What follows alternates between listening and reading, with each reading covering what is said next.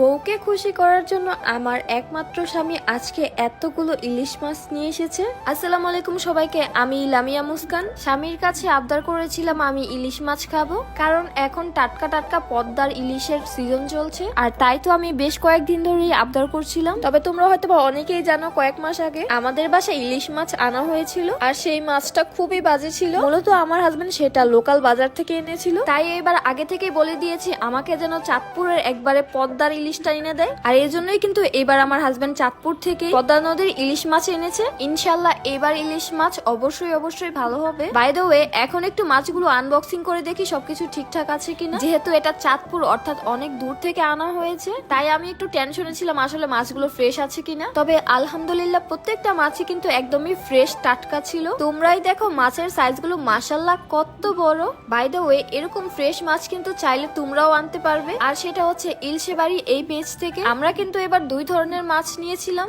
একটা ছিল ছোট ইলিশ এবং আরেকটা ছিল বড় ইলিশ। আর এখানে আমি ইলিশ মাছগুলোকে না কেটে ডিরেক্ট রেখে দিচ্ছিলাম, কারণ আমি শুনেছি ইলিশ মাছগুলো যদি না কেটে রাখা হয় তাহলে এটার টেস্ট নাকি আরো বেশি ভালো হয়, আর যদি কেটে কেটে ধুয়ে রাখা হয় তাহলে এটার ফ্লেভারটা নাকি নষ্ট হয়ে যায়। তবে এবার কিন্তু এক্সট্রা করে আমার হাজবেন্ড ডিমও এনেছিল। আমার হাজবেন্ড কিন্তু ইলিশ মাছের এই ডিমটা অনেক বেশি পছন্দ করে থাকে। যেহেতু আজকে আমার হাজবেন্ড একদমই ফ্রেশ মাছ এনেছে, তাই ভাবলাম যে এখনই রান্না বান্না শুরু করে দেওয়া যায়। আজকে আমি রান্না করব স্পেশাল একটা ডাল, কারণ ইলিশ মাছ ভাজা খেলে কিন্তু এই ডালটা এটার সাথে বেশ ভালো মানাবে। এখানে আমি শুধু ডাল, পেঁয়াজ, কাঁচামরিচ এবং টমেটো দিয়ে সিদ্ধ করতে বসিয়ে দেই, এবং সেই সাথে ইলিশ মাছগুলোকে কেটে কুটে মশলা দিয়ে মাখিয়ে নিচ্ছিলাম। যদি ইলিশ মাছটা খুব বেশি তাজা থাকে তাহলে কিন্তু সেক্ষেত্রে শুধু হলুদ মরিচ দিয়ে মাখিয়ে নিলেই হয়। সেই সাথে অবশ্যই লবণ কুচিও দিতে হবে। এখানে আমি কিছু পরিমাণ পেঁয়াজ কুচি করে রেখেছিলাম। ইলিশ মাছগুলো ভালো করে ভেজে নেওয়ার পরে এটাতে আমি পেঁয়াজ কুচি দিয়ে ভেজে নেব, যাতে করে বেরেস্তার মতো লাগে। তবে আজকে এই মাছগুলো ভাজার সময় কিন্তু খুব সুন্দর একটা স্মেল বের হচ্ছিল।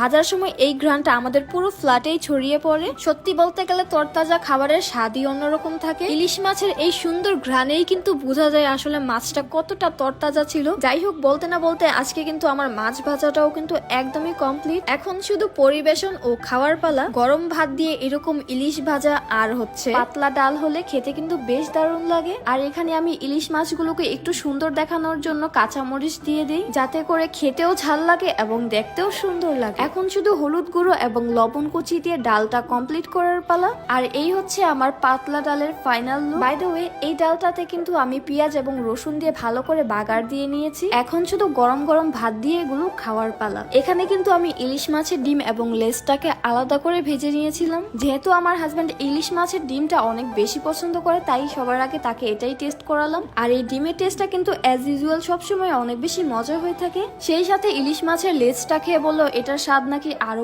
বেশি মজা হয়েছে। তো যাই হোক, আজ এ পর্যন্তই। সবাই ভালো থাকবেন, সুস্থ থাকবেন, আর আমাদের জন্য বেশি বেশি দোয়া করবেন। আল্লাহ হাফেজ।